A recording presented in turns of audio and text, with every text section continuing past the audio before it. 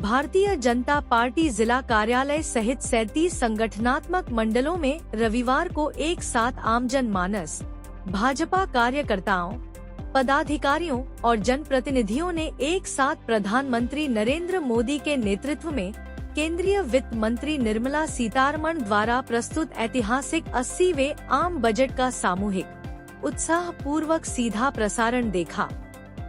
जिला भाजपा कार्यालय में भाजपा जिलाध्यक्ष पूर्व मंत्री रामकिशोर नानो कावरे, पूर्व कैबिनेट मंत्री गौरीशंकर बिसेन, मध्य प्रदेश पिछड़ा वर्ग कल्याण आयोग सदस्य मौसम बिसेन, पूर्व जिलाध्यक्ष सत्यनारायण अग्रवाल प्रमुख तौर पर उपस्थित रहे। भाजपा जिलाध्यक्ष रामकिशोर कांवरे ने कहा, गरीब, किसान, युवा, श्रमिक और महिलाओं सभी वर्गों के हितों का संतुलित रूप से ध्यान रखा गया है। विकसित भारत 2047 की जो परिकल्पना है, उस पर सरकार का अटूट विश्वास इस बजट के माध्यम से स्पष्ट रूप से झलकता है। यह बजट राज्य और देश दोनों के लिए अत्यंत महत्वपूर्ण सिद्ध होने वाला है। पूर्व कैबिनेट मंत्री गौरीशंकर बिसेन ने कहा, यह बजट विकसित भारत के संकल्प को साकार करने की दिशा में एक मजबूत कदम है, जो किसान, युवा, महिला, श्रमिक, मध्यम वर्ग और देश के हर वर्ग के जीवन में नई आशा और समृद्धि का संदेश देता है।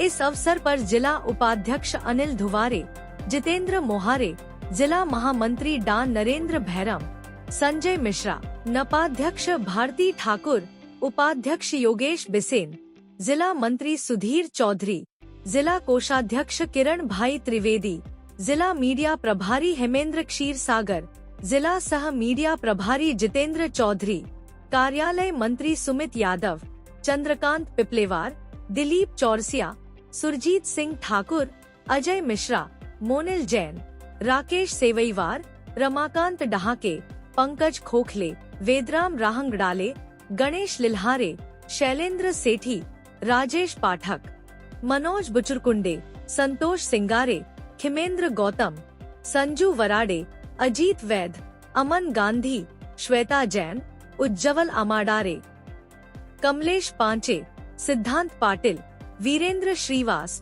महेश शरणागत, दीपक लिल्हारे, पूनम खोबरागड़े, अखिलेश चौरे, प्रज्वल चौरसिया, सिद्धार्थ वाजपेयी, विक्की बिसेन सहित बड़ी संख्या में उपस्थित जनों ने सराहना करते हुए जन कल्याणकारी बजट के लिए प्रधानमंत्री नरेंद्र मोदी एवं वित्त मंत्री निर्मला सीतारमण का हृदय से आभार जताया।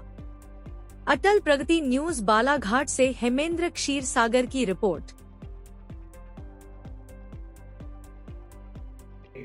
अटल संकल्प को पूरा करने वाला बजट है। यह आने वाले मार्ग को प्रशस्त करने वाला बजट है। यह लोगों के विश्वास और समावेश का बजट है। इस बजट में गरीब, किसान, युवा और महिलाओं के लिए विशेष रूप से केंद्रित किया गया बजट है।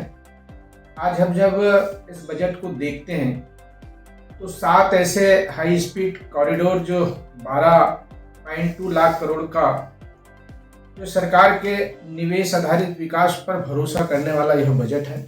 इससे उद्योग, व्यापार और रोजगार को नई गति मिलेगी।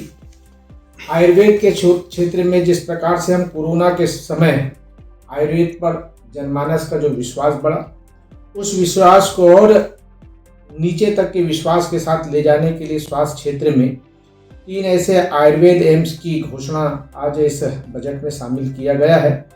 यह बजट सरकार के 3 कर्तव्य, आर्थिक विकास, जन आकांक्षाओं की पूर्ति के साथ सबका साथ सबके विकास को मजबूती करने वाला बजट है।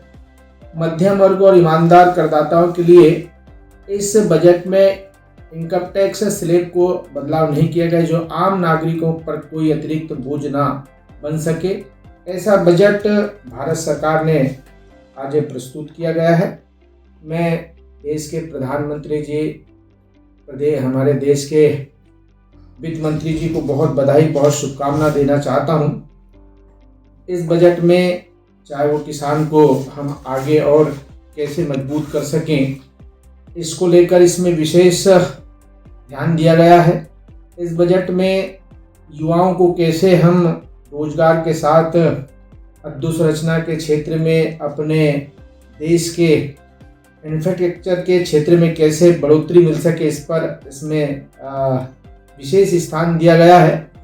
बालिकाओं के लिए छात्रावास बनाया जाए, उस पर इस बजट में सारा का सारा जो बजट है वह हमारे देश के हित के लिए यह बजट दिया गया है। इस बजट में किसानों के लिए अनेक प्रकार से, चाहे नारियल संवर्धन का विषय हो, चाहे हमारे काजू कोको, इन विषय को भी नारियल कोको के उत्पादन व प्रोसेसिंग के आत्मनिर्भर और निर्यात बढ़ाने पर विशेष रूप से इस बजट में फोकस किया गया है। भारत के विस्तार को लेकर हमारे इस बजट में, चाहे वो जो कृषि पोर्टल हो, ISCAR की कृषि पद्धति को एक प्लेटफॉर्म पर लाया गया है। इस बजट में पशु चिकित्सा के क्षेत्र को वो बढ़ावा दिया गया है। पशु चिकित्साओं को संख्या बढ़ेगी। निजी क्षेत्र में पशु चिकित्सा के लिए पूंजी सब्सिडी पर भी विशेष ध्यान दिया गया है। इस बजट में कृषि और ग्रामीण अर्थव्यवस्था को समर्थन देने के लिए विशेष रूप से MSME फंडिंग पेड के माध्यम से 7 लाख करोड़ रुपए से अधिक फंडिंग का काम भी इसमें किया गया है। यहाँ महिलाओं के साथ साथ, युवाओं के साथ साथ, जब हम इस देश के महिलाओं के विषय को लेकर बात करते हैं तो देश के हर जिले में एक बालिका छात्रावास की स्थापना तो करेंगे ही करेंगे। HSC self and entrepreneur Mars महिलाओं द्वारा संचालित कम्युनिटी स्वामित्व वाला खुदरा दुकानें की विशेष फोकस इसमें दिया गया है। महिलाओं को, उद्यमी को वित्तीय और बाजार की सहायता मिलेगी। शिक्षा और उच्च शिक्षा के निवेश से लड़कियों को के लिए अवसर में वृद्धि, आयुष सेक्टर से हेल्थ सेक्टर और फार्मा महिलाओं के लिए नए रोजगार के अवसर, यह बजट में हमारे महिलाओं के लिए विशेष रुचि दिया गया है। युवाओं के लिए जो हमारी अपनी घोषणाएं इस बजट में की गई है, उस शिक्षा में निवेश, नए संस्थान, विश्वविद्यालय, township, telephone inspector, enter professor का काम किया गया है। खेलो इंडिया के माध्यम से युवाओं को खेल के क्षेत्र में रोजगार, स्किल डेवलपमेंट और करियर अवसर मिलेगा। इस प्रकार से हमारे गरीबी और आम नागरिकों के लिए जो 17 कैंसर दवाइयां हैं जो सस्ती होगी, 7 दुर्लभ बीमारियों की दवाई सस्ती होगी, बायोगैस मिश्रित CNG सस्ती होगी, सोलर से जुड़ी चीज़ें सस्ती होगी, जूते, बैटरी, माइक्रोवेव ओवन सस्ते होंगे। छोटे करदाताओं के लिए राहत है।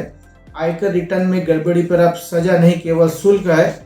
इनकम छुपाने पर जेल नहीं, अतिरिक्त टैक्स है। कम या शून्य TDS प्रमाण पत्र के लिए आसान ऑटोमेटिक प्रक्रिया है। मोटर दुर्घटना, दवा, न्यायिक धन के ब्याज पर टैक्स और TDS खत्म है। स्वास्थ्य और पर्यावरण संरक्षण के लिए शराब, तंबाकू इसके महंगे किए गए हैं। यह बजट सरकार की विकास को बढ़ाने के, सभी डेवलपमेंट, मिडिल क्लास की क्षमता को बढ़ाने के लिए समर्पित है। PM मोदी जी के नेतृत्व में यह बजट निश्चित रूप से 2047 के विकसित भारत को बनाने का यह बजट है। मैं एक बार पुनः इस बजट की बहुत बहुत देश के प्रधानमंत्री जी, वित्त मंत्री जी को बधाई देता हूं और देशवासियों को शुभकामनाएं देता हूं। यह बजट हमारे आने वाले मिशन पर विकसित भारत को बनाने का यह बजट है।